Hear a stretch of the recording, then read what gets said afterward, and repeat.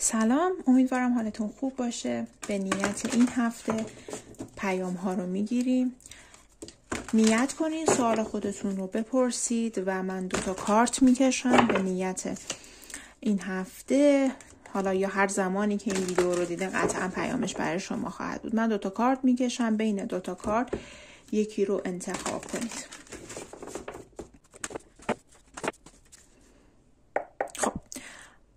حالا اگه نیت کردید به نیت این هفته من 2 کارت میکشم، مثل همیشه از وسطش میکشم، یکی با دست راست و یکی رو هم با دست چپ. همه کارت ها رو مستقیم میخونم، من کارت معکوس نمیخونم و انتهای کارت ها رو هم نگاه میکنیم.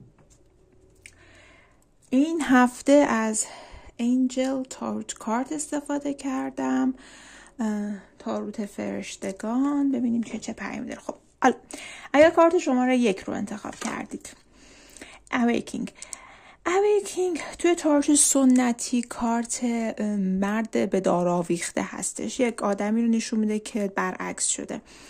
پیامش، حالا این نویسنده این رادلی ولنتاین برداشته، اسم این کارت رو عوض کرده. خیلی از مرد به دار آویخته خوشش نمیاد و توی صحبتش هم گفته چرا، احساس کنه بار منفی داره. ببینید به طور کلی ما یک زمانی رو نشون میده کارت در واقع که شما باید صبر کنید، کاراتون دچار وقفه میشه.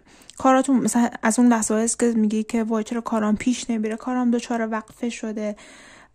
زمان یکم سخت و خاصیه تو زندگی، ولی از این زمان باید استفاده کنی. برای چی؟ برای اینکه امور رو یا از یک زاویه دید دیگه ای نگاه کنی. ممکنه به راه حلی برسی یا یک چیزی برات در واقع آشکار بشه که تا الان نشده، یه راه حل خاص. یک مقداری از پیام میتونه معنی فداکاری و سکریفایس کردن هم برگرده، یا بیش از حد اگه خود رو فدای دیگران میکنی. اما به طور کلی تجربه شخصیم هم نشون میده که این کارت بیشتر مال زمانی که امور پیش نمیره، کارها دچار وقفه شده، حتی ممکنه یه وقفه طولانی مدت. از این مدت استفاده کن، خودتو بسپار. یه وقتایی آدم خودش رو بسپاره به دست خدا، کائنات، حالا هر چیزی که باور دارید، و تا اینکه امورش بگذره، امورش از پیش بره.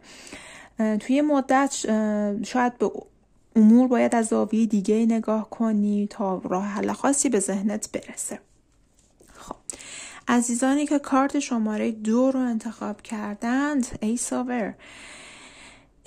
ایر یا تو تاروت سنتی کارت 1 شمشیر هستش. ببینید گاهی وقتا یک ایده، یک شروع جدیدی ممکنه براتون به همراه داشته باشه. یک فکر ذهنی یعنی ایده به ذهنت میرسه، خیلی با مثلا شروع احساسی و اینا متفاوته. یه فکر، یه ایده است به ذهنت میرسه، میخوای شروع کنی راحتو، اما راحت یکم ممکنه پر دست انداز باشه.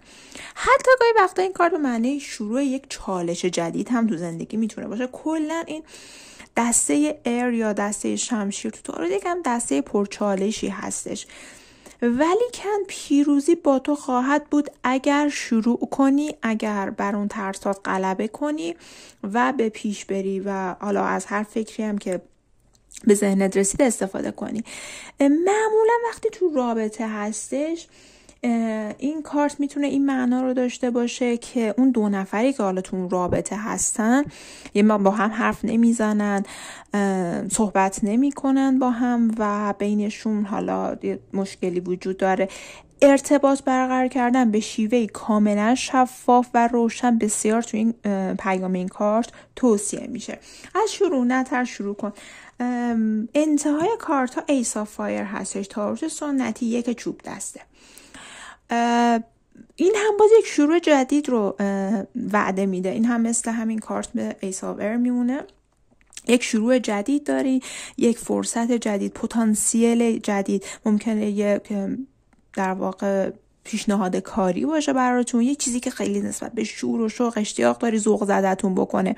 شانس یک بار در خونت رو میزنه، از این شانس حتما استفاده کن. این هفته مقدار زیادی حواست باشه که چه در واقع ایده هایی به ذهنت میرسه. ما 2 تا ایس داریم، خصوصا به بحث کاریتون خیلی با دقت بیشتر نگاه کنید. ممکنه یک ایده هایی به ذهنتون برسه که بالا از اون مرحله، اگه بالا مشکلی چیزی دارین، از اون مرحله رد بشه و این ایده ها کمک کنه که به موفقیت بیشتری برسید.